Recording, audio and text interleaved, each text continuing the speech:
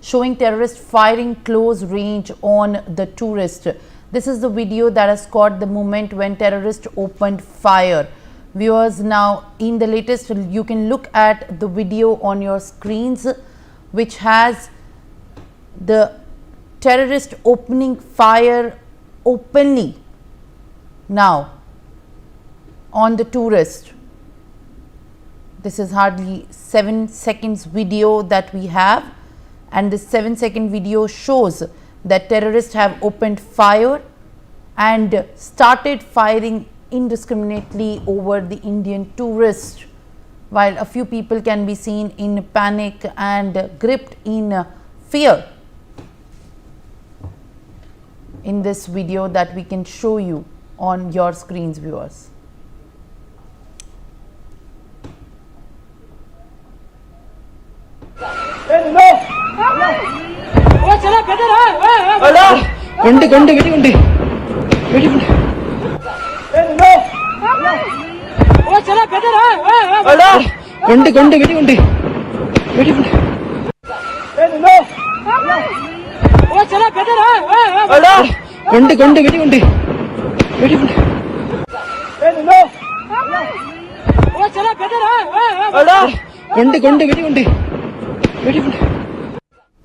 Ajay Jandial, my colleague, is joining me live on the broadcast to share more details. Ajay, another 7-second video has emerged from the site of the terrorist attack in Pahalgam. This is the mini Switzerland as we can see it from our eyes, and now people are seen being panicked and gripped in fear as firing has been recorded on camera happening on Indian tourists. Share more details, Ajay.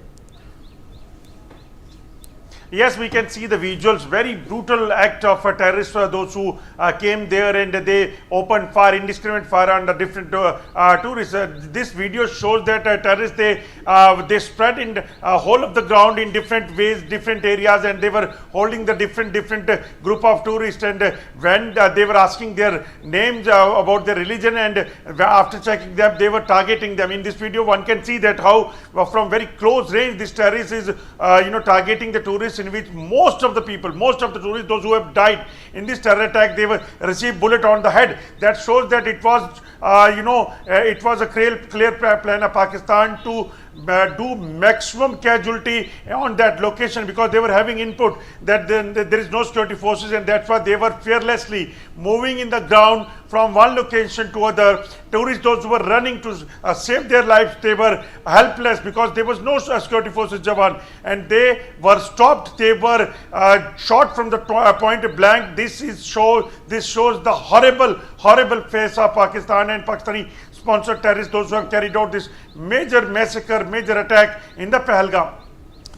Well, absolutely, Ajay. As we can see in the visuals, it's yet another shocker, which definitely describes the kind of terror that was unleashed and how badly the people all around that tourist place suffered in that moment when the terrorist came and opened fire.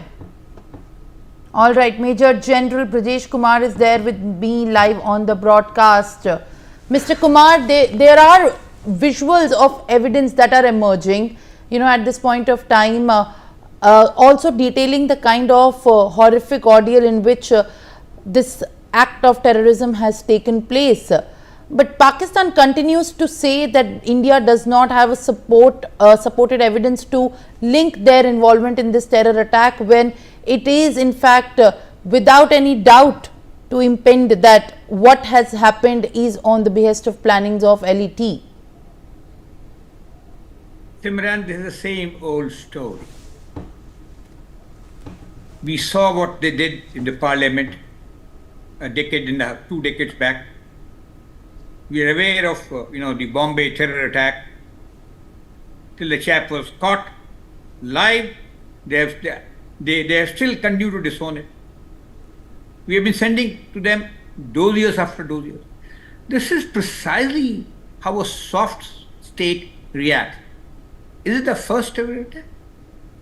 When President Clinton was here, there was Chatti Singh Bada massacre.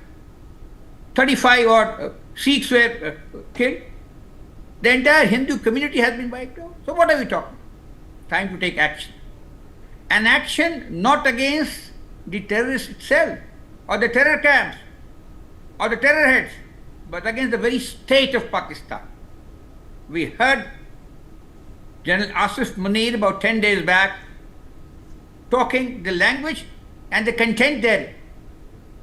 So that is the source of terror. No point wasting your energy and frittering away on small things.